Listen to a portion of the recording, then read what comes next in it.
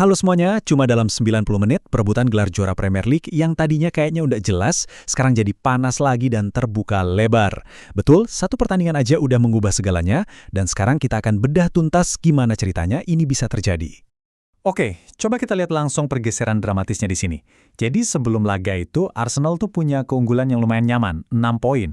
Tapi selesai pertandingan, cuma dalam 90 menit, keunggulan itu kepotong setengah. Sekarang cuma 3 poin dan perebutan gelar juara jadi seru lagi. Nah, semua drama ini sundernya dari satu momen penting, duel super krusial antara Manchester City dan Arsenal di Stadion Etihad. Ya, ini dia pertandingan yang benar-benar ngubah peta persaingan. Pertandingannya sendiri benar-benar ketat. Di babak pertama, gol dibalas gol dengan cepat. Tapi pada akhirnya gol dari Erling Haaland di menit ke-65 itulah yang jadi pembeda, yang menyegel kemenangan buat City dan ya menentukan nasib Arsenal di laga itu. Dan hasil ini tuh bukan cuma soal City dapat 3 poin ya, ini lebih dari itu. Kemenangan ini mengubah total momentum dan tekanan psikologis di Liga. Tiba-tiba, semua beban sekarang pindah ke pundak para pemain Arsenal. Tapi ceritanya nggak berhenti di lapangan aja loh. Kondisi tim di luar lapangan juga punya peran yang gede banget, terutama soal kebugaran pemain dan kedalaman skuad. Ini jadi faktor kunci dalam dinamika perebutan gelar ini.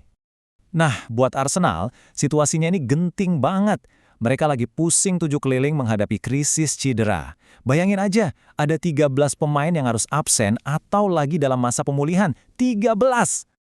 Sekarang coba kita bandingkan sama Manchester City. Wah, beda banget ceritanya. Di kubu mereka, situasinya hampir kebalikannya. Cuma ada 3 pemain yang diragukan bisa tampil. Kontras banget kan?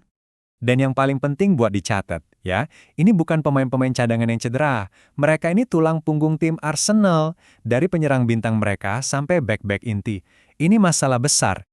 Tapi kemenangan City ini juga ada harganya. Gelandang vital mereka, Rodri, justru harus ditarik keluar karena cedera. Nah, ini jelas nambahin satu lapisan ketidakpastian baru buat sang juara bertahan. Situasi yang super rumit ini akhirnya bikin prediksi jadi seru banget. Ada 2 kubu yang pendapatnya beda total tentang siapa yang bakal jadi juara. Mari kita lihat. Menurut para analis data di Opta, dengan superkomputer mereka, ada yang unik nih. Meskipun Arsenal baru aja kalah dan lagi dihantam badai cedera, superkomputer ini masih sangat menjagokan Arsenal buat angkat trofi. Peluangnya sampai 73%. Tapi, kalau kita lihat ke pasar taruhan, ceritanya 180 derajat berbeda.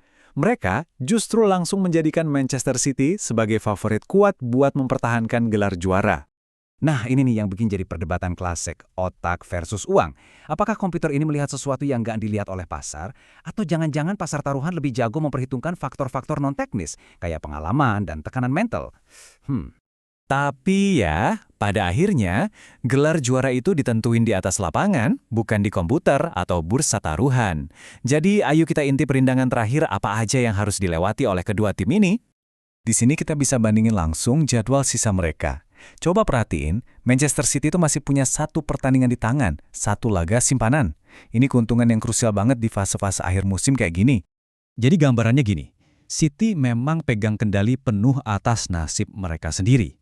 Tapi kalau kita lihat dari lawan-lawannya, bisa dibilang jalan yang harus ditempuh Arsenal kelihatannya sedikit lebih enteng menuju garis finish. Dengan selisih poin yang setipis ini, ada kemungkinan yang sangat nyata loh kalau perebutan gelar ini bakal ditentukan oleh margin yang paling kecil sekalipun. Dan ini bukan cuma sekedar andai-andai ya, pihak Liga udah nyiapin serangkaian aturan khusus, namanya tiebreaker, kalau skenario poin sama ini beneran terjadi. Jadi aturannya itu bertahap. Pertama, yang dilihat adalah selisih gol. Kalau masih sama juga, lanjut ke jumlah gol yang dicetak. Dan kalau ternyata masih sama juga, penentu terakhirnya adalah rekor pertemuan kedua tim atau head-to-head. Nah, disinilah kemenangan 2-1 City di Etihad itu jadi penting banget. Kemenangan itu ngasih Manchester City keuntungan pamungkas. Kalau sampai harus pakai tiebreaker head-to-head, City yang bakal jadi juara. Kutipan ini benar-benar pas buat merangkum situasi yang baru ini. Intinya, sekarang semua kendali ada di tangan City. Dulu, Arsenal masih punya jatah untuk terpeleset sekali 2 kali. Sekarang, ruang untuk kesalahan itu udah nggak ada sama sekali. Ini menyisakan kita dengan satu pertanyaan terakhir yang paling bikin penasaran. Di pekan-pekan penentuan nanti, mana yang bakal lebih berpengaruh?